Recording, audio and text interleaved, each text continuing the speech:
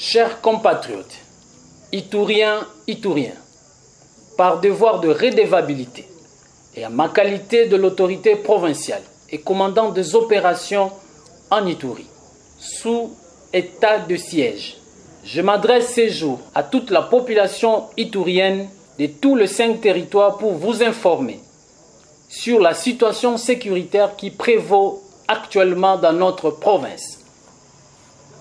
Il est surprenant de constater le non-respect de l'acte d'engagement de cessation des hostilités signé devant le VPM, ministre de la Défense nationale et ancien combattant, alors que nous attendions l'arrivée du commandant suprême des forces armées et de la police nationale congolaise pour sceller les dits accords pour un retour de la paix durable en Ituri. Des groupes armés bien connus, Codeco et Zaïre, se sont illustrés par des attaques des uns contre les autres, donc les incursions à répétition ont été signalées à Luka Malembe, groupement Kirongozi, secteur de Banyali Kilo, en date du 11 mai 2024 par le groupe armé Zaïre. Bilan, 4 civils tués, 3 autres blessés et un chef de groupement pris en otage. Ouzi, en date du 7 juin 2024, dans le groupement Pimbo, par le groupe armé Zaïre, faisant 10 morts, donc 9 éléments de la milice Zaïre et 1 élément Codeco tué. Kilo Eta, par le groupe armé Codeco, faisant 1 mort du côté Codeco et dont le corps a été mutilé par le groupe armé Zaïre en date du 13 juin 2024. Bianda, en date du 20 juin 2024, par le groupe armé Codeco faisant 2 morts. Lodjo, le 21 juin 2024, par la Codeco, avec comme bilan 5 éléments de forces armées de la République démocratique du Congo tombés sur le champ d'honneur et 23 civils tués.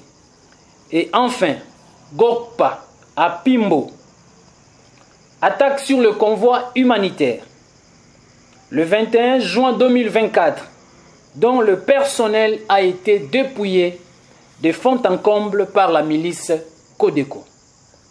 Il est à préciser que l'effet de s'attaquer aux humanitaires constitue un crime de guerre. En outre, le groupe armé Zaïre a instauré un système de distribution forcée de jetons de 5 000 francs par ménage au centre de Tchomia, groupement portant le même nom, chef-lieu de Bahema Banyuagi, territoire de Djougou, où s'est rendu M. Thomas Lubanga sans contacter le gouverneur de province. Vous vous rappellerez que ces comportements avaient valu à son temps l'enlèvement de ces derniers par la milice Codeco.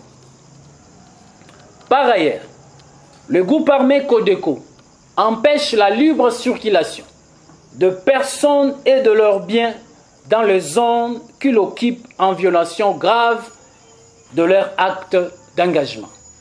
Mesdames et messieurs, de ce qui précède et tenant compte du contexte sécuritaire actuel, les forces de défense et de sécurité sont prêtes à donner une réponse militaire à toute violation d'actes d'engagement, de cessation des hostilités en vue de protéger la population et restaurer l'autorité de l'État. Aussi, la justice militaire est mise en contribution pour poursuivre les auteurs des crimes. Fait à Bunia le 24 juin 2024, Luboyan Kanchama Johnny, lieutenant général.